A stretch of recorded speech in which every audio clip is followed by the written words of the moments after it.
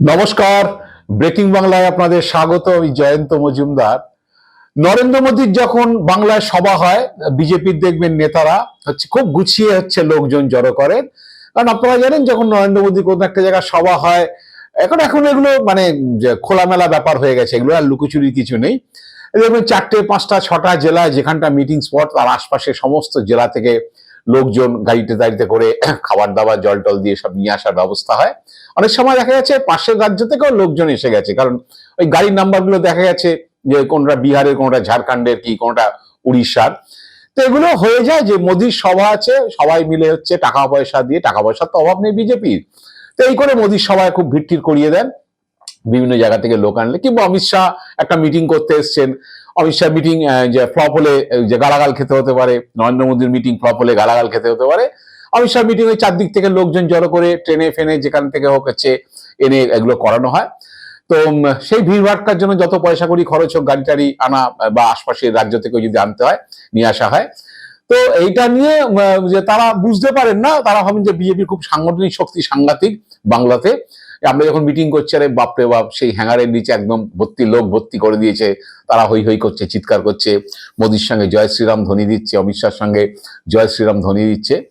তো এই ভাড়াটে সেনা দিয়ে এই মিটিং ভরানোর কাজটা বঙ্গ বিজেপি গত 3-4টে ইলেকশনে করেছে বা করে আসছে।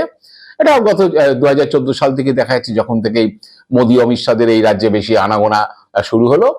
কিন্তু ভাড়াটে সেনা না আনতে পারলে বঙ্গ বিজেপির যে কি দশা হয়, সেটা এবার পরিবর্তন যাত্রায় বোঝা গিয়েছে।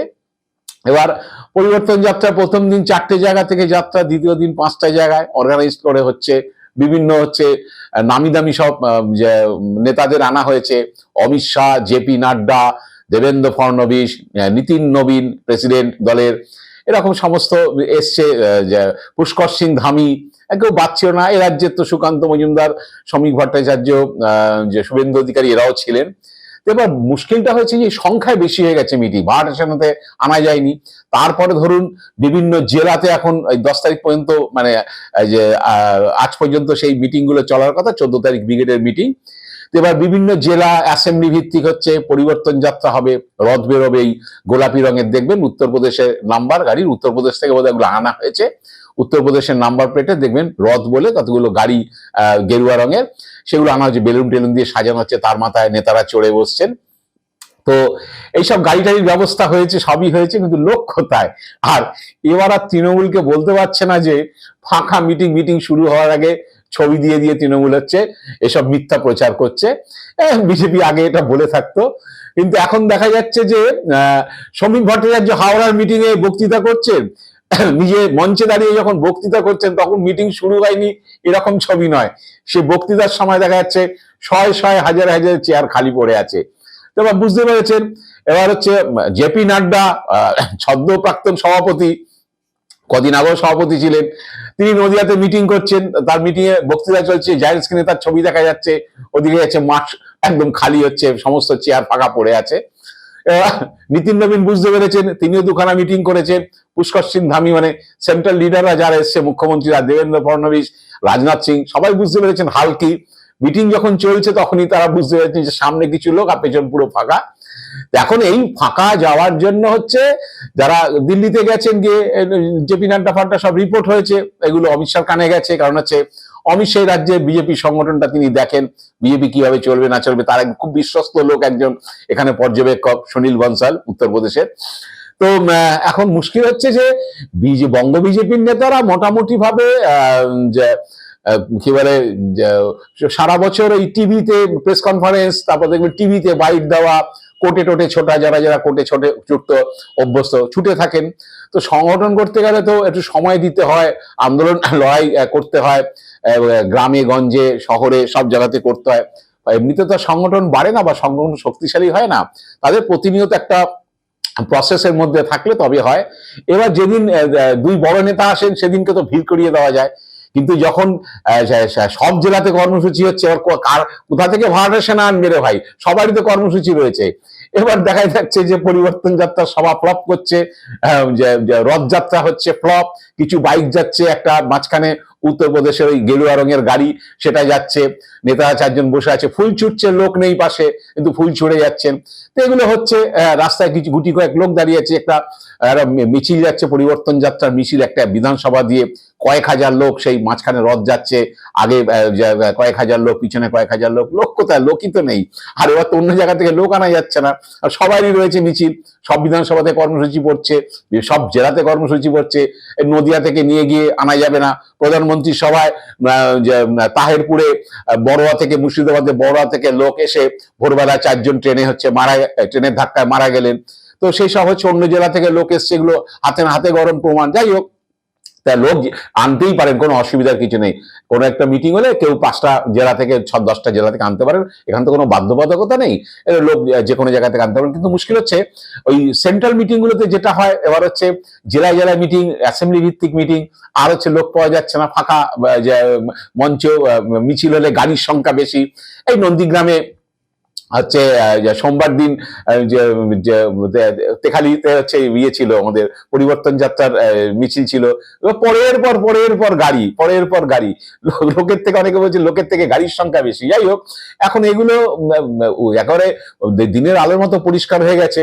তো এখন অমিত শাহ তো বুঝতে পারছেন যে অনেক তো টিয়ে করে হলো, মানে এসআইআর হলো, হয়ে তো জ্ঞানেশ কুমারকে নামিয়ে অনেক নামটাম কাটানো হলো, অনেক 60 লক্ষকে যে অ্যাডজুডিকেশনে ফেলা হলো, মানে তাদের বিচারাধীন করা হলো।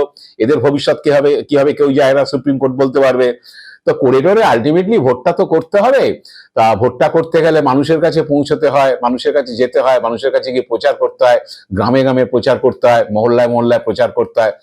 একেবারে যদি ভরসা করে না যে সারাদিন আমাদের হয়ে কিছু টিভি চ্যানেল বকে যাবে, আমাদের হয়ে প্রচার করে যাবে, সেটা তো হবে, সেটা নিয়ে তো কোনো কথা না। কারণ হচ্ছে বিভিন্ন মিডিয়া, গদি মিডিয়া আছে, তারা হচ্ছে সকাল থেকে প্রচার করে যাবে, কিন্তু বুথে এলাকাতে মানুষ কে আমাদের বিজেপি কর্মী, হ্যাঁ দেখবেন কয়েকদিনের মধ্যেই প্রতিটা পাড়ায় পাড়ায়, গ্রামে বা শহরে বিভিন্ন মহল্লাতে দেখবেন বিজেপি ফ্ল্যাগ আর ফেস্টুনে ছেয়ে যাবে। কারণ হচ্ছে ওগুলো আমি গত ইলেকশনও দেখেছি, ওই 2টি ছেলে বা 4টি ছেলেকে ডাকা হলো, তাদেরকে টাকা দেওয়া হলো, ঝান্ডা তাদের কিনে দেওয়া হয়েছে, এবার তারা হচ্ছে রাত্রেবেলা আমি দেখেছি বাড়ি ফেরার অনেক সময় কাজটা সেরে পরের পর হচ্ছে মই লাগিয়ে হচ্ছে তারা ঝান্ডা লাগিয়ে যাচ্ছে, কারণ তাদের ওই টাকা দেওয়ার ব্যবস্থা আছে।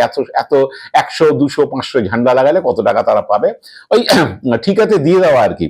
কোনো রাজনীতি দলের কর্মীরা হচ্ছে উৎসাহিত হয়ে দলের জন্য ভোটে খাটছে, তারা ল্যাম্পপোস্টে উঠে ঝান্ডা লাগাচ্ছে, কেউ গাছে উঠে ঝান্ডা লাগাচ্ছে, তা নয়। ওইসব দেওয়া আছে ওই কন্ট্রাক্টরদের আর কি, তারা লোক দিয়ে হচ্ছে লাগিয়ে দেবে, 5000 ঝান্ডা লাগিয়ে দেবে। ঝান্ডায় ভর্তি হয়ে গেছে। মানে গড়িয়াহাটে আমি প্রায় মাসখানেক আগে থেকে দেখছি বিজেপি ঝান্ডা ভর্তি করে দিয়েছে। গড়িয়াহাটে 5টা বিজেপির কর্মী খুঁজে পাবেন না গড়িয়াহাট মোড়ে, তো ঝান্ডায় ভরে গেছে। যাই হোক, এখন এইসব দিয়ে চলছে। জ্ঞানেশ কুমার নামটাম কেটে যদি ব্যবস্থা করতে পারে, আর কি বলে যে এইভাবে যদি হয়ে যায়, টিভি চ্যানেল দিয়ে যদি হয়ে যায় প্রচারটা, তাহলে আর অসুবিধা কি, কর্মীর দরকার কি, আর বুথে এজেন্টের দরকার কি, ওতেই সব হয়ে যাবে। কিন্তু অমিত শাহ তো জানেন যে আসলে খেলাটা কোথায় হচ্ছে। অমিত শাহ জানেন যে ওই বুথে নেমে লড়াই করা ছাড়া কোনো রাস্তা নেই। কারণ সুনীল বনসল বারবার বলেছেন নেতাদের যে এমনি প্রচার টিভিতে যাই করুন না কেন, হচ্ছে ওই সংগঠন তৈরি করতে হবে।